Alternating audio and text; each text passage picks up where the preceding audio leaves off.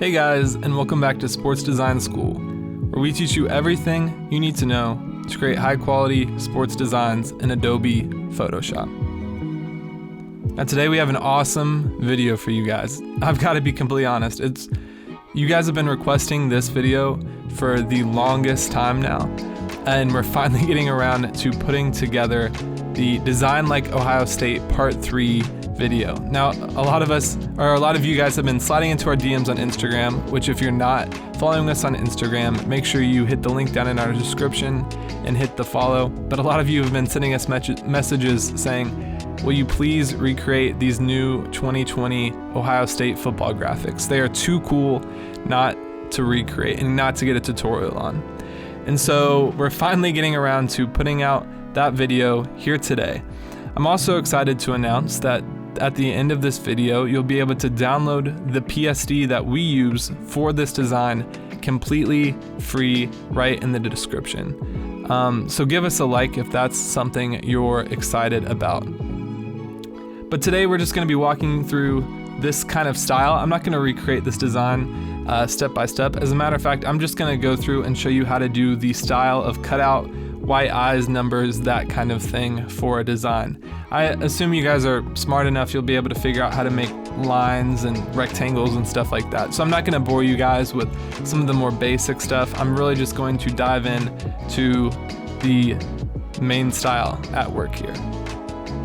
Alright, so let's get started. So I went through and I just hit a color fill layer. So you can just hit this adjustment layer thing right here and hit solid color. And that'll bring up this little box right here. And you can just double click and then choose the shade of red from our original image. That's perfect. Just like that. I'm gonna hide this for now because that's all we really needed that initial file for. I'm also going to reveal my cutout I'm using for this image. Not anything super complicated. I just found this off of Google. I needed like a nice kind of studio photo, so I just kind of Googled a college football photo shoot or something like that, and this came up. Again, I'll put the link to that in the description.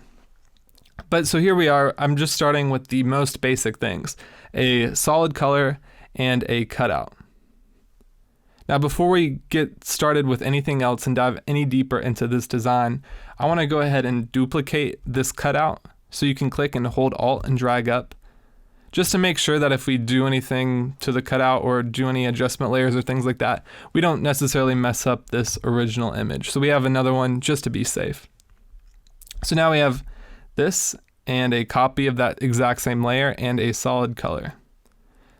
That's pretty easy enough. Now you'll also notice I have a Camera Raw Smart filter applied down here. Again, I already did this, so I'm just kind of walking back through my steps of what I did. But if you want to apply a Camera Raw filter to your design, you can just hit Filter and then Camera Raw Filter. And that'll bring up this dialog box where you have more options on how to really refine your image and your cutout before diving into more of your design. So if I remember correctly, let me just dive back into this one, it'll be easier. So you can see what the effect that Camera Raw filter does.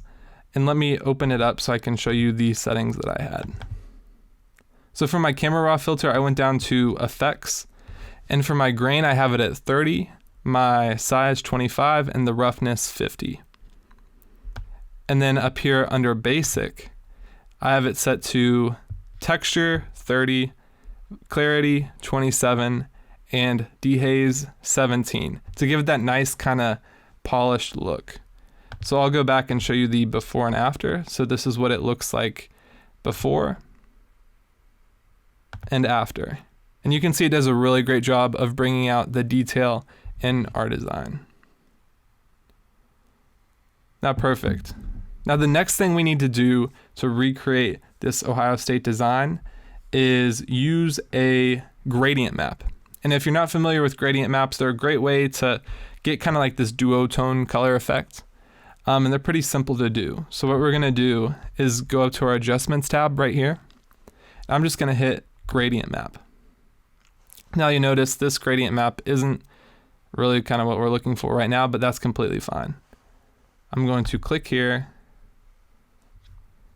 And then you notice we'll have this dialog box come up where we have this gradient. And you'll notice how it's white to red right now. And you can see in the image, it kind of goes from white to red. Now when I do this, you'll kind of understand gradient maps a little bit better because you'll see it happening. But what I'm going to do is just click on this white square and then select black. Just like that. And hit OK. And you'll notice my image goes from just normal color to red to black. And so what gradient maps do is it paints the highlights of your image in your bright color and the shadows of your image in the dark color. And so that's how you can manipulate the colors in your image to get them to have this duotone look, just like this. So you'll notice the shadows in his face are black and the highlights on his face are all red for the most part. So a gradient map is how we achieve that look. Now I don't want my gradient map to go onto my red background because you can see it's making it all maroon and we don't want that. So I'm just going to hold Alt in between my gradient map I just created and the cutout underneath it and click. And just like that, we have the basics of this design. You can see they just have cutouts, gradient map, and a couple more things added to it to really give it that nice polished look. So here we are, we have the gradient map, and I'm going to add a couple more effects to this design to get that nice kind of grungy textured look. So one of those things we're going to add to really bring out some of the pop and the detail in this image is an adjustment filter called layers.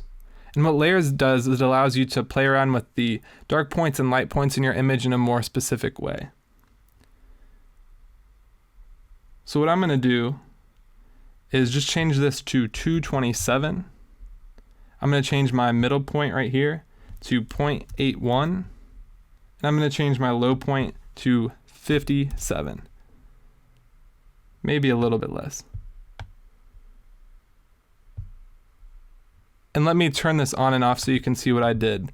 So you can see it really just brings out more of the dark parts of the image and we can control it a little bit more. So it's a great way of bringing out contrast.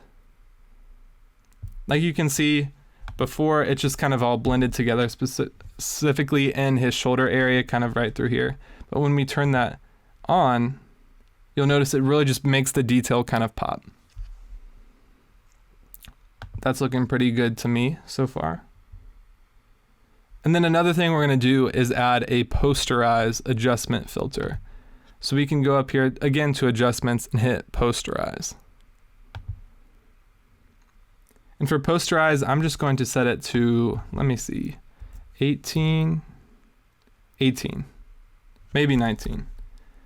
And you'll notice that didn't do a whole lot, but it added a little bit of detail kind of throughout here, making it a little bit more printed. It looks a little bit more textury, which is kind of the look we're going for.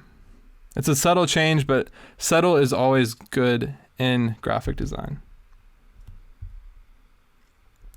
Now another thing I noticed when working on this design is it seems like my colors, like the burnt orange and the skin tone kind of, like you can still tell the different saturation levels. Maybe that's just a personal thing, but I'm going to go through and add a black and white adjustment to really balance out the tones of my image. Now I'm going to go through and play with these settings a little bit, maybe try 14, 175 to bring out some, oh yes, that's kind of what we're looking for. To bring out some of those highlights in his jersey. And I think that looks pretty good so far. So you can see we're already kind of at that kind of pop, highlight, grunge look on our original cutout. And that was actually pretty easy to do if you were following along. So now how do we get the white highlights, these white accents that Ohio State does, into our image? Those are actually pretty simple to do as well. So remember we created a second version of our cutout We're just going to turn that on for right now, and you'll see why in a second. But what I'm going to do is go over to my magnifying glass tool and zoom in to my cutout. And I'm just going to make sure my layer is selected, specifically this layer mask right here. I'm also going to bring up my pen tool, which is this tool right here. You can also bring it up on your keyboard by tapping P. And so what we're going to do is just go through and along the outlines of this white part we want to highlight, we're just going to click. They have a little bit of a turn right here. Click. And surround the shape of this number. This is pretty easy to do,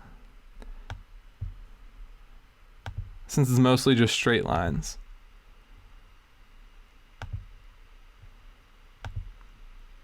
Again, just still clicking.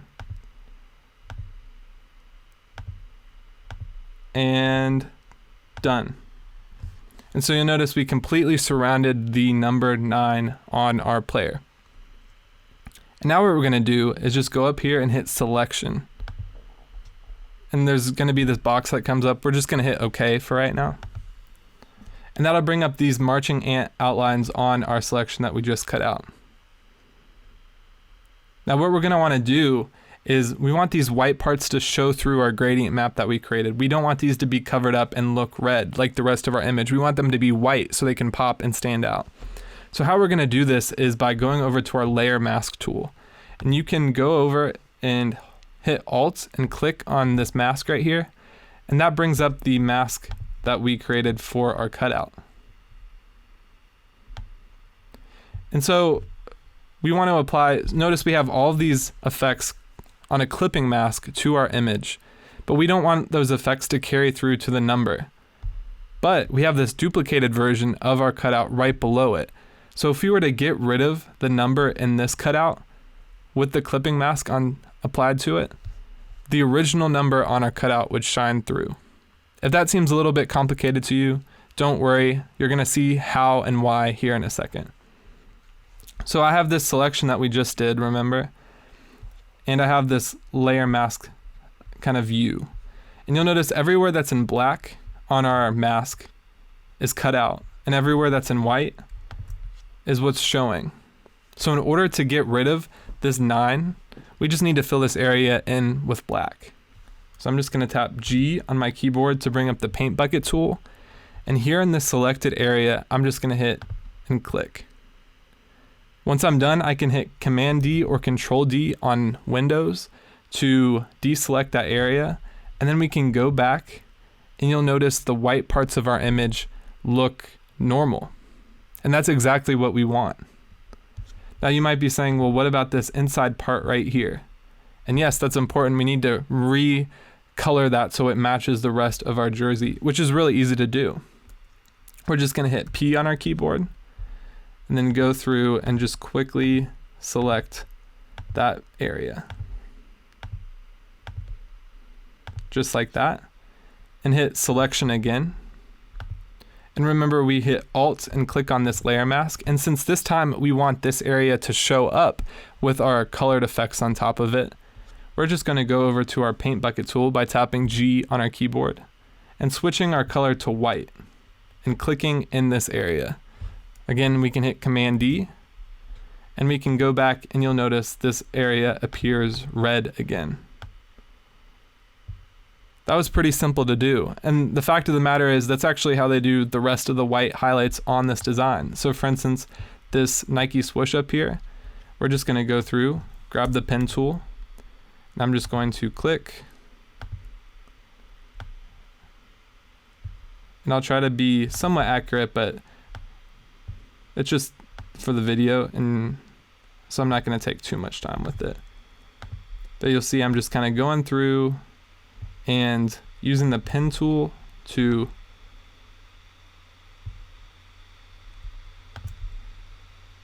circle this Nike logo right here, just like that. And again, we're just going to hit selection, OK. Hit Alt G on our keyboard to bring up our paint bucket tool, switch to black, and paint. Command D, and you'll notice our Nike swoosh is white, just like our number is. It's the same process if we wanted to do the Big 12 logo or the Texas text, not Texas Tech, but Texas text, or if you want to do these stripes right here on the football. Here, I'll do those just for purposes of showing it. We're just going to click and drag.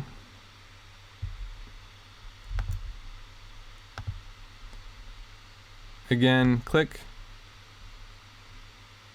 and drag. And just like that, selection, hit Alt, G, and hit black on our keyboard, or on our selection, Command D to deselect, and just like that, we have the white parts of our image.